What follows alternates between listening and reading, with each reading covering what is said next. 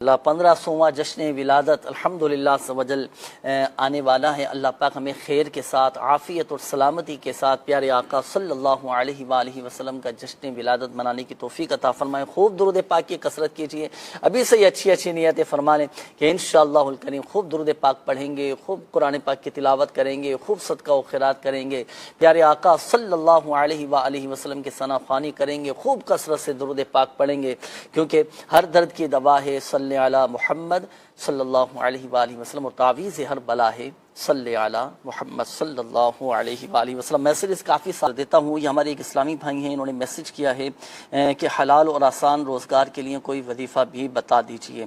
اللہ پاک آپ کو حلال اور آسان روزگار بقدر کفایت عطا فرمائیں۔ حلال اور آسان روزگار کے لیے یہ وظیفہ دو روحانی علاج میں آپ کو عرض کرتا ہوں، اور دونوں ہی قرآن پاک سے میں عرض کروں گا آپ کو۔ ایک تو یہ کہ ہر نماز کے بعد آپ سورہ توبہ کی آخری جو آیت ہے، بسم اللہ الرحمن الرحیم، آخری سے پہلے والی آیت، لَقَدْ جَاءَكُمْ رَسُولٌ مِّنْ أَنفُسِكُمْ عَزِيزٌ عَلَيْهِ مَا عَنِتُّمْ حَرِيصٌ عَلَيْكُمْ بِالْمُؤْمِنِينَ رَءُوفٌ رَحِيمٌ فَإِن تَوَلَّوْا فَقُلْ حَسْبِيَ اللَّهُ لَا إِلَٰهَ إِلَّا هُوَ عَلَيْهِ تَوَكَّلْتُ وَهُوَ رَبُّ الْعَرْشِ الْعَظِيمِ۔ یہ آخری کے دو آیات، یہ ہر نماز کے بعد آپ ایک مرتبہ پڑھ لیا کریں، الحمدللہ سوجل یہ کشائش رزق کے لیے بہت مفید ہے۔ ایک تو یہ ہوا، دوسرا یہ کہ ہر نماز کے بعد آپ نے 100 مرتبہ یا ذا الجلال والاکرام، یا ذا الجلال والاکرام، یا ذا الجلال والاکرام یہ پڑھیں، پڑھ کر اللہ پاک کی بارگاہ میں دعا کریں، الحمدللہ سوجل رزق میں وسعت اور کشادگی رہے گی۔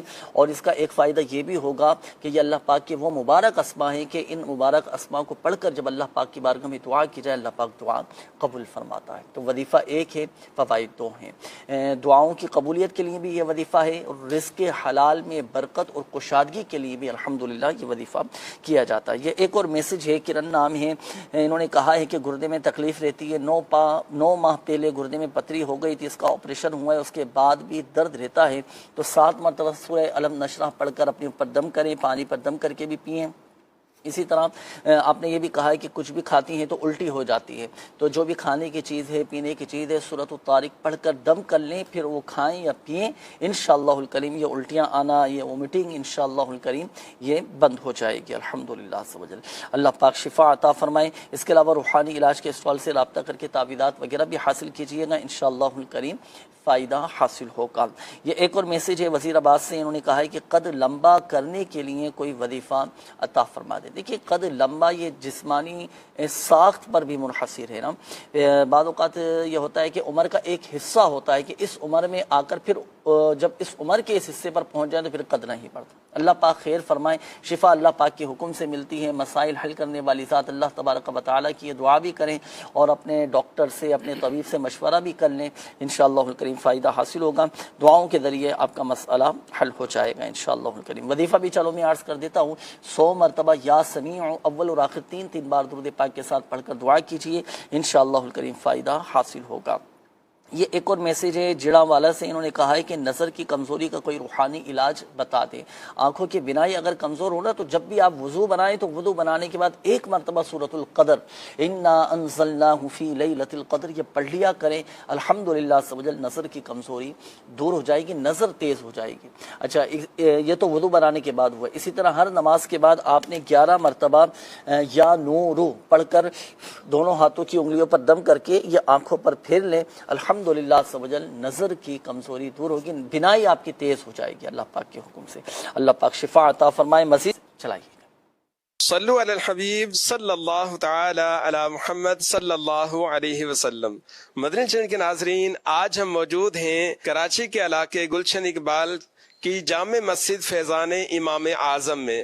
جامع مسجد فیضان امام اعظم میں ہوا ہے دعائے شفا اجتماع۔ اس اجتماع میں تلاوت و نعت کے بعد مبلغ دعوت اسلامی نے شکر کے فضائل پر بیان فرمایا۔ الحمدللہ پریشان حال اسلامی بھائیوں کے لیے صلاۃ الحاجات ادا کی گئی، اجتماعی طور پر دعا کا اہتمام کیا گیا، اور آخر میں الحمدللہ پریشان حال اسلامی بھائیوں کو کئی طرح کے مسائل کے حل کے لیے میرے شیخ طریقت امیر اہل سنت بانی دعوت اسلامی حضرت علامہ مولانا ابو بلال محمد الیاس عطار قادری دامت برکاتہم العالیہ کے عطا کردہ تعویذات بھی ان کو پیش کیے گئے، کارڈ کا عمل کیا گیا، ان کے لیے استخارے وغیرہ کیے گئے، اور الحمدللہ ان کو وظائف بھی بتائے گئے۔ تو آئیے ان عاشقان رسول سے چل کر لیتے ہیں تاثرات۔ کیا نام ہے آپ کا؟ محمد کمال رضا قادری۔ محمد مدثر رضا۔ میرا نام سہیل اتاری ہے۔ کمال بھائی، آج دعائے شفا اجتماع میں آپ تشریف لائے، کس مقصد کے لیے آنا ہوا؟ جی تعویذات طاریہ کے لیے حاضر ہوئے۔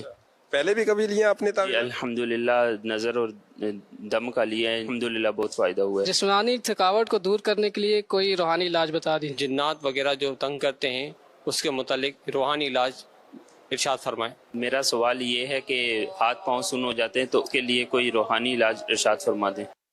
ہاتھ پاؤں سن ہو جاتے ہیں، جسمانی کمزوری کی وجہ سے بھی یہ ہوتا ہے بعض اوقات، لیکن اس کا کیا روحانی علاج ہے؟ جی زاہد بھائی، اگر کسی کے ہاتھ پاؤں سن ہو جاتے ہوں تو اس کے لیے کیا وظیفہ ارشاد فرمائیں گے؟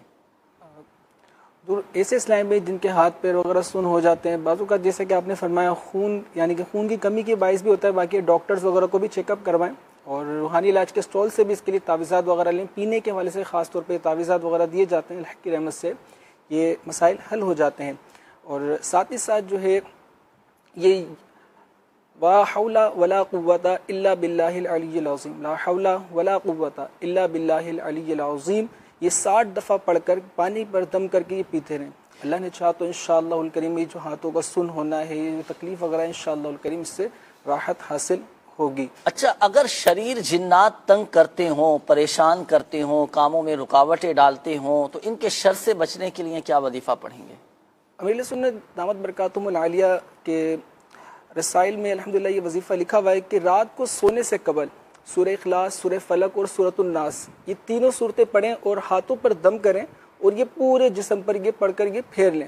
ایک دفعہ عمل یہ کرنے کے بعد دوبارہ اسی طریقے سے عمل یہ دہرانا ہے، اور اسی طریقے سے کیا کرنا ہے کہ سورہ اخلاص، سورہ فلق اور سورۃ الناس، یہ تینوں آخری کی صورتیں ایک ایک مرتبہ پھر دوبارہ پڑھ کر پھر ہاتھوں پہ دم کرنا ہے، تیلیوں پر، اس طریقے سے پورے جسم پر جہاں تک ہاتھ ہو سکے اس کو پھیر لیں، اور تیسری مرتبہ بھی اسی طریقے سے یہ عمل دہرایا جائے تو اللہ کی رحمت سے انشاءاللہ الکریم میں حفاظت رہے گی جادو جنات وغیرہ کے حوالے سے بھی۔ اور ساتھ ہی ساتھ ان کو مشورہ یہ بھی دینا ہوگا کہ آپ روحانی علاج کے اسٹال سے باقاعدہ اس کا پورا علاج ہوتا ہے، آپ اس کو علاج وغیرہ کروائیں، اللہ کی رحمت سے یہ معاملات حل ہو جاتے ہیں، جادو جنات وغیرہ کے جو معاملات ہوتے ہیں یہ ختم ہو جاتے ہیں۔ یہ وظیفہ تو جو بڑی عمر کے ہیں وہ تو پڑھ لیں گے، بعض اوقات بچوں کے ساتھ بھی اس طرح کی پرابلم ہو جاتی ہے، بچوں پر بھی یہ اثرات وغیرہ ہو جاتے ہیں، شریر جنات تنگ کرتے ہیں، تو بچوں کے لیے کیا عمل ارشاد فرمائیں گے؟ اگر اس سے چھوٹے بچے ہیں جن کے والدین خود کر سکتے ہوں تو ٹھیک، ورنہ تو بچے جیسے تھوڑے سے جن کو تھوڑی سی اویئرنیس ہے، تھوڑے بچے جانتے ہیں، تو پھر ان کے ہاتھوں پہ پڑھ کے آپ دم کر دیں اور بچے کو کہہ دیں کہ اپنے جسم پر جس طریقے سے آپ بتائیں گے ان کو پھروا دیں،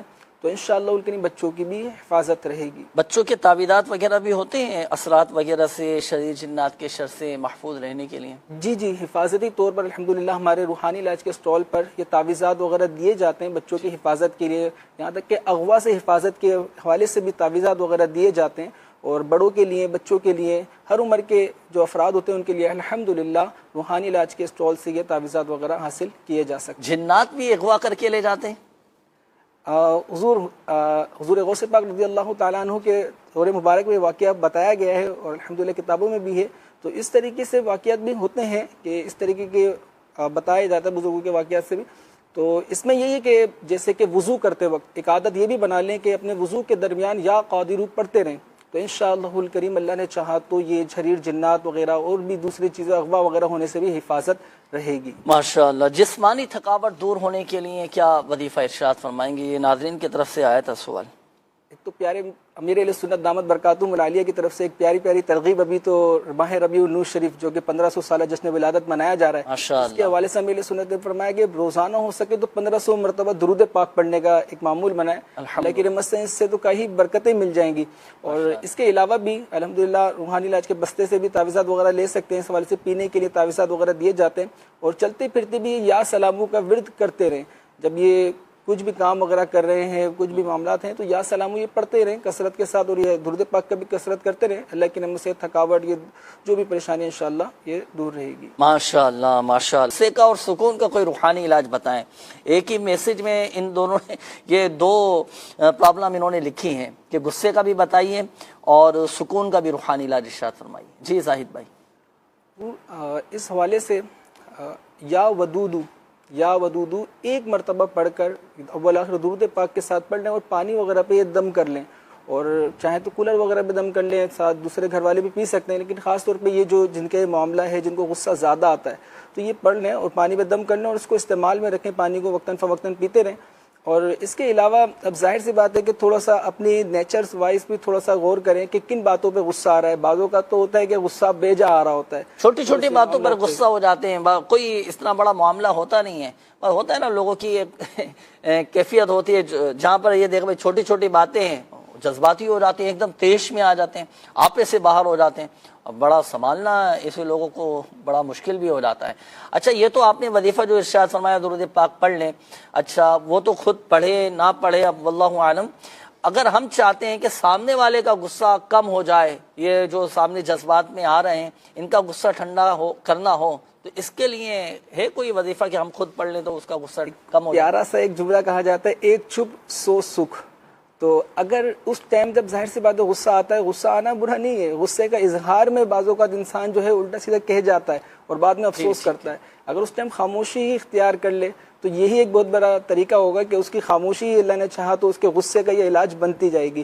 اور اس طریقے سے امیر سنت دامت برکاتہم العالیہ نے ایک تعویذ بنانے کا طریقہ بھی بتایا تھا کہ آپ جو ہے ایک دائرہ بنائیں ایک پیپر پہ، اور یہ خود بھی بنا سکتے ہیں ورنہ تو روحانی علاج کے اسٹال سے بھی جا کے لے سکتے ہیں، اور اس کو جو ہے اپنے منہ میں رکھ لیں، جتنا غصہ ہے آپ اس کو داڑھ میں رکھ کے دبائیں، جتنا زیادہ ہے آپ اس کو غصے کو تو آپ دبائیں، تو اس سے کیا ہوگا آپ اس ٹائم بولیں گے نہیں، اور بعد میں آپ تھوڑی دیر بعد جب خاموش رہیں گے تو یہ خود بخود معاملات بہتر ہو جائیں گے، پھر آپ کی غصے کی عادت بھی ہے جاتی رہے گی۔ اللہ پاک رحمت کی نظر فرمائے، سب کے لیے آسانیاں فرمائے۔ ایک مرتبہ یا ودود پڑھ کر بھی پانی پر دم کر کے پی لیں گے یا پلا دیں گے تو الحمدللہ سب غصے میں کنٹرول ہو جائے گا، اور جو جلال ہے نا یہ انشاءاللہ الکریم جمال میں تبدیل ہو جائے گا انشاءاللہ الکریم۔